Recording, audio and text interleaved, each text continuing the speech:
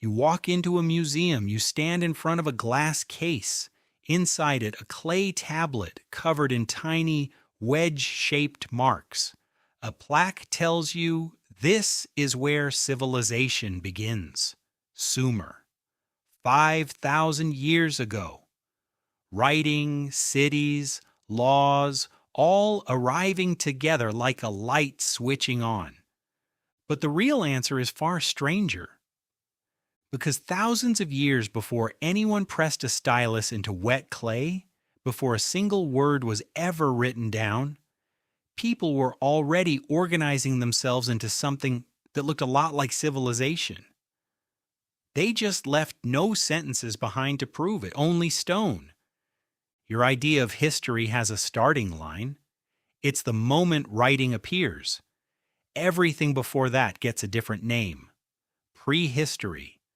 As if it barely counts. As if the people living then were just waiting around for the real story to begin. They weren't waiting, they were building.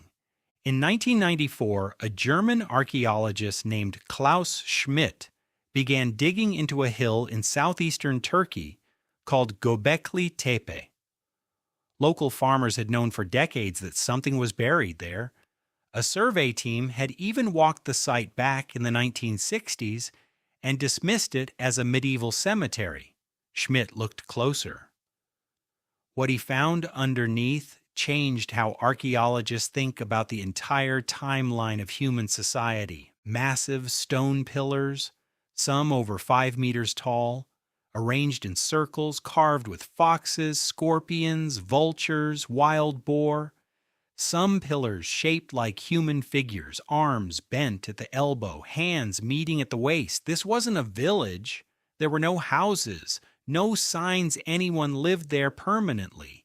It looked instead like a gathering place, a sanctuary. Here's the part that breaks the timeline. Göbekli Tepe was built around 9,600 BCE.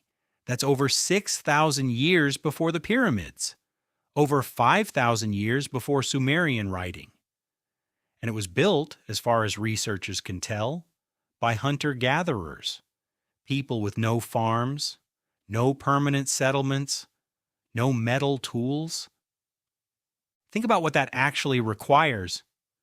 Quarrying limestone pillars weighing up to 10 tons, carving them with intricate, deliberate imagery, moving them without wheels, without draft animals across open ground, coordinating dozens, maybe hundreds of people, feeding them, organizing labor, planning across seasons, all of that done by people your textbooks describe as too primitive to build permanent structures. So which assumption was wrong? The old model said agriculture came first. Farming let people settle down. Settling down let populations grow. Growth demanded organization. Organization eventually produced monuments. Farm, then settle, then build. Göbekli Tepe suggests it might have gone the other way. The gathering came first. People traveled from far away to build and use this site, generation after generation. Feeding that many visitors over that much time may have pushed nearby groups toward cultivating wild grasses just to keep everyone supplied. The monument may have driven the farming, not the other way around. That single reversal rewrites the whole story of how you ended up living the way you live. And Göbekli Tepe isn't alone. Not far away at Çatalhöyük, a site excavated for decades under the direction of archaeologist Ian Hodder, researchers uncovered a densely packed settlement dating to around 7,100 BCE. No streets. Houses built wall to wall, entered through holes in the roof. People buried their dead beneath the floors of their own homes, sometimes plastering and repainting the skulls afterward. Up to 8,000 people may have lived there at once, without any of the tools you'd assume a city that size would need. No central authority has ever been identified. No palace, no obvious ruler. How do you keep 8,000 people fed, housed, and functioning with no written laws and no clear chain of command? Nobody fully knows. That's the uncomfortable, fascinating truth sitting underneath this entire subject. The record is not silent because nothing happened. It's silent because nothing was written down. Silence isn't the same as absence. Anthropologist Brian Hayden has spent much of his career studying feasting in early societies.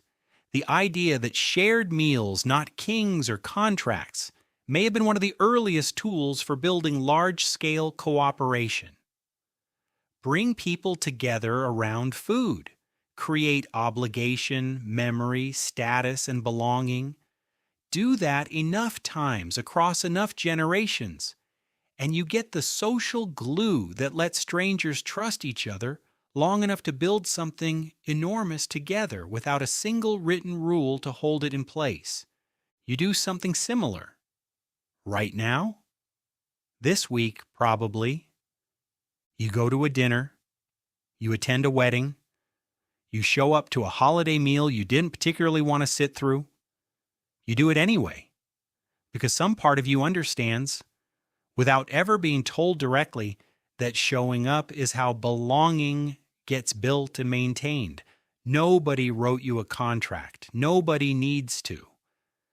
That instinct is not new. It's not even yours, really. It's inherited.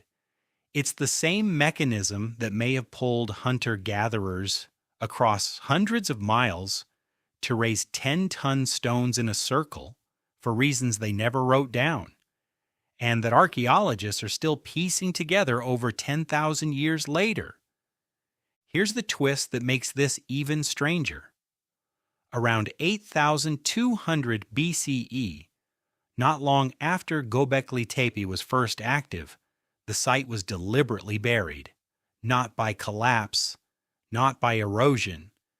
The pillars were intentionally covered with rubble and soil, filled in on purpose by the very people who built and used them. Archaeologists still debate exactly why.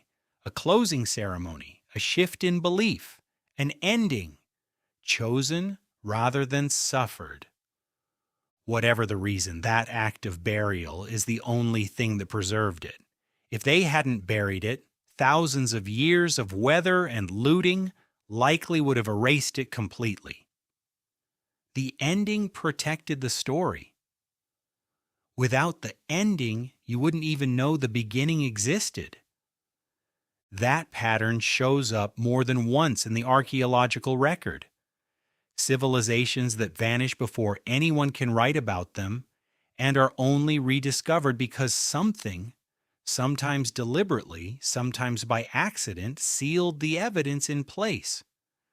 The Indus Valley Civilization spread across what is now Pakistan and northwest India, built cities with grid-planned streets and covered drainage systems by 2500 BCE.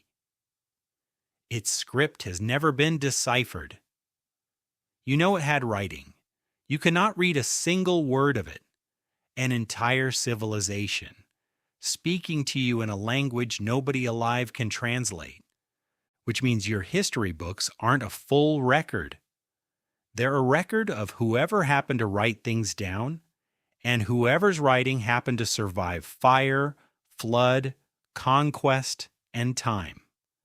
Everyone else, no matter how sophisticated, gets filed under prehistory, filed under primitive, filed under silence.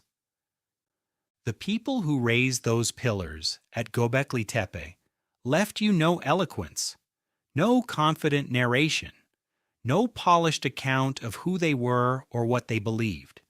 Just stone, arranged with obvious intention and then deliberately buried. And still, it's enough to unravel an assumption archaeologists held for over a century. So next time you stand in front of that glass case, looking at the tablet, the plaque telling you this is where civilization begins, Remember the hill in southeastern Turkey. Remember the stones raised by people with no farms and no writing, who organized themselves anyway, who gathered anyway, who built something that took real belonging to build. Civilization didn't begin the moment someone learned to write it down. It began the moment people decided showing up for each other was worth the effort. That part you already know how to do. You've just never needed stone to prove it.